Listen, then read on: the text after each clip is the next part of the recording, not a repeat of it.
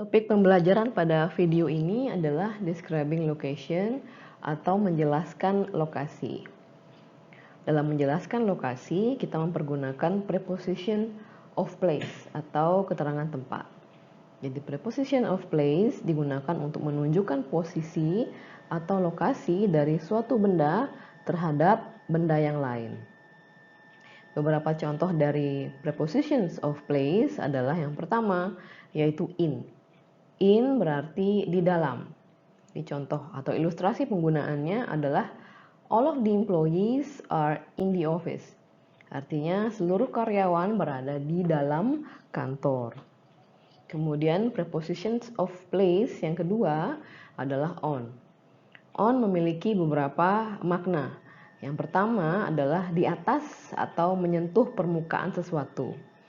Contoh ilustrasi penggunaannya adalah the book is on the desk. Artinya bukunya ada di atas meja. Di on ini di sini artinya di atas atau menyentuh permukaan. Kemudian makna on yang kedua adalah attached to something, adalah menempel pada sesuatu. Contohnya adalah my picture is on the wall. Itu gambaran saya menempel di dinding. Kemudian yang ketiga, makna on adalah untuk menunjukkan lantai pada suatu bangunan. Contohnya, my office is on the second floor. Artinya, kantor saya berada di lantai 2. Jadi saat kita menjelaskan lokasi suatu tempat di lantai suatu bangunan, kita menggunakan on the second floor, on the first floor, on the ground floor, dan seterusnya. Kemudian preposition of place berikutnya adalah at. At digunakan untuk menjelaskan posisi persisnya sesuatu, posisi exact atau posisi persis, posisi yang akurat dari suatu benda atau tempat tertentu lokasi suatu benda. Contohnya adalah I met her at the main gate. Artinya saya bertemu dengannya di pintu masuk utama. Jadi kita bisa menggunakan at the main gate atau at the corner atau at class number sekian, seperti itu. Jadi untuk menunjukkan lokasi persisnya sesuatu. Dan kemudian yang kedua, makna dari at adalah untuk menunjukkan suatu tempat di mana kita melakukan sesuatu yang khas atau typical. Contohnya at the movies, artinya di bioskop, at university, itu di kampus, at work, artinya di kantor atau di tempat kerja. Kemudian berikutnya adalah beside atau next to. Beside atau next to berarti di sebelah. Contoh penggunaannya adalah my office is next to a post office. Kantor saya berada di sebelah kantor pos. Berikutnya adalah in front of, artinya di depan atau berhadapan dengan sesuatu. Contohnya, he is giving a speech in front of all the employees. Artinya dia memberikan speech atau pidato di hadapan seluruh karyawan. Kemudian berikutnya adalah behind. Behind artinya di belakang. Contohnya, who is the man behind the mask? Siapa pria di belakang topeng itu? Preposition of place berikutnya adalah between. Between berarti di antara. Contoh ilustrasi penggunaannya adalah the English Channel is between England and France. Artinya terusan Inggris berada di antara Inggris dan Prancis. Berikutnya adalah under atau below, artinya di bawah sesuatu. Contohnya, miners work below the earth surface. Artinya penambang bekerja di bawah permukaan bumi. Kemudian above atau over, artinya di atas sesuatu. Contoh penggunaannya, I walk on the bridge over the river. Artinya saya berjalan di atas jembatan di atas sungai. Jadi dapat diperhatikan bagaimana perbedaan dari on dan over di sini. On digunakan dengan on the bridge. Jadi I walk on the bridge, artinya saya berjalan di atas jembatan. Artinya saya menempel pada permukaan jembatan. Sedangkan over digunakan dengan the bridge over the river. Jadi over ini artinya di atas sesuatu dan tidak menempel. Jadi jembatannya ini berada di atas sungai tapi tidak menempel dengan sungai atau tidak menempel pada permukaan sungai. Jadi apabila menggunakan the bridge is on the river, artinya jembatan itu ada di atas sungai dan menempel di permukaan sungai. Jadi itu adalah penggunaan preposition of place yang salah. Yang benar adalah the bridge is over the river, di atas sungai tapi tidak menempel pada sungai. Kemudian berikutnya adalah through. Through artinya melalui atau melewati sesuatu. Contohnya, it was dark when the train went through a tunnel. Artinya terasa gelap saat kereta melalui sebuah terowongan. Kemudian berikutnya around, artinya di sekitar atau di sekeliling. Contohnya, the whole team was sitting around the table. Di seluruh tim duduk di sekitar atau mengelilingi meja. Kemudian di gambar di bawah ini kita melihat ilustrasi yang menjelaskan preposition of place. Coba kita lihat yang pertama, on artinya di atas sesuatu dan menempel di permukaannya. Under atau below adalah di bawah namun tidak menempel pada permukaan benda tersebut. Kemudian over atau above di atas tapi tidak menempel, berbeda dengan on yang menempel. Kemudian in artinya di dalam. Jadi the ball is in the box. Bolanya ada di dalam kotak. Behind artinya di belakang. Kemudian in front of, di depan atau di hadapan. Berikutnya between, itu di antara. Jadi the ball is between the boxes. Berikutnya adalah into. Into artinya ke dalam.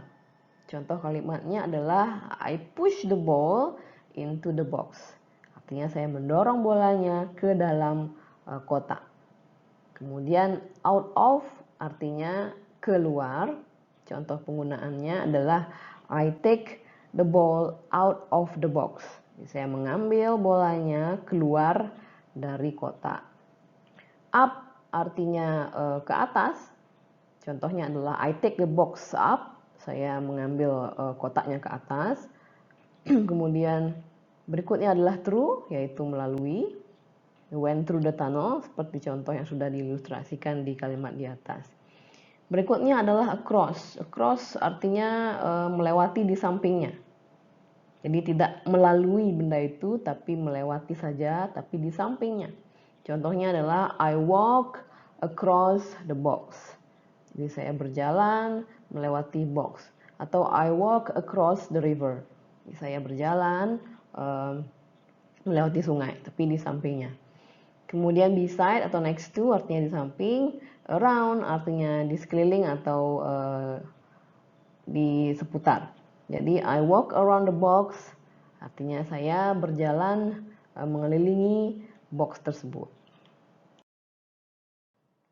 Pada praktis 1, Anda dapat berlatih menjelaskan posisi beberapa objek pada gambar yang diberikan di bawah. Jadi gunakanlah preposition of place yang bervariasi. Diberikan contoh yang pertama, nomor 1, yaitu the plant is beside the drawers at the corner of the room. Artinya tanamannya berada di samping laci di ujung ruangan atau di pojok ruangan. Kemudian silahkan Anda menjelaskan posisi objek-objek dari nomor 2 hingga nomor 7. Gambar berikutnya mengilustrasikan tempat praktek dentis atau dokter gigi. Silahkan Anda menjelaskan posisi sejumlah objek yang disebutkan dengan menggunakan prepositions of place yang berbeda-beda. Pada praktis 2, Anda dapat berlatih menjelaskan layout suatu bangunan. Di bawah ini ilustrasinya adalah layout dari sebuah hotel. Jadi gunakanlah preposition of place yang bervariasi. Diberikan contoh pada nomor 1, Hatton suit. Ini kita lihat posisi Hatton suit pada layout. Lokasinya adalah di antara Stratton suit dan kitchen. Sehingga jawabannya adalah Hatton suit is between the Stratton suit and the kitchen. Jadi silahkan Anda melanjutkan sampai dengan nomor 8. Pada praktis 3, Anda dapat berlatih untuk memberikan office tour atau tour di office Anda pada klien Anda berdasarkan pada layout yang disediakan di bawah. Jadi sudah diberikan satu paragraf di bawah dan silahkan Anda melanjutkan dengan mempergunakan kalimat Anda sendiri. Jadi saya jelaskan kalimat office tour yang di paragraf pertama, yaitu lokasinya adalah di reception area. Jadi kita perhatikan di layout adalah lokasinya di sisi paling kiri dan ruangan yang di tengah-tengah, di reception room. Nah, jadi kalimatnya adalah we are now in reception area. Let's take a look at our conference room which is next to this reception area. Jadi kita sekarang ada di reception area. Mari kita lihat conference room kita. Conference room kami yang berlokasi di sebelah area reception ini. Nah, di conference room kita lihat it is equipped by a projector and a blackboard. At the center there is a table for the team to brainstorm ideas. Jadi setelah mereka memasuki conference room, dia menjelaskan mengenai objek-objek yang ada di conference room, yaitu conference room dilengkapi dengan sebuah proyektor dan sebuah papan tulis hitam. Kemudian di tengah-tengah dari conference room terdapat sebuah meja untuk digunakan oleh tim untuk membrainstorm berbagai ide-ide yang mereka miliki. Jadi silahkan Anda melanjutkan tour ke ruangan-ruangan lain pada layout ini menggunakan kata-kata dan kalimat Anda sendiri. Pada praktis 4, jawablah pertanyaan-pertanyaan di bawah berdasarkan map yang sudah disediakan, mempergunakan prepositions of place di bawah ini, yaitu at the end, behind, between, in front of, next to, on, dan opposite. Opposite artinya di seberang atau berhadapan. Jadi jawablah berdasarkan lokasi Anda, yaitu di point you are here, di poin tanda panah di map. Section berikutnya adalah vocabulary. Saat memberikan petunjuk arah untuk membantu orang lain, akan lebih mudah apabila kita merujuk kepada landmark. Jadi landmark dapat berupa tempat-tempat di dalam kota seperti supermarket, bank, sekolah, dan lain-lain. Landmark dapat juga adalah bagian dari sistem lalu lintas. Berikut ini adalah istilah-istilah yang umum digunakan. Yang pertama adalah underpass, kemudian overpass atau flyover, artinya jalan layang, kemudian zebra crossing, pavement atau sidewalk yang artinya trotoar, kemudian tunnel yang artinya terowongan, crossroad yang artinya perempatan, dan junction yaitu persimpangan, di mana satu jalan bertemu dengan jalan lainnya sehingga pengendara dapat belok kanan atau belok kiri. Turning artinya belokan, dapat belokan ke kanan atau belokan ke kiri.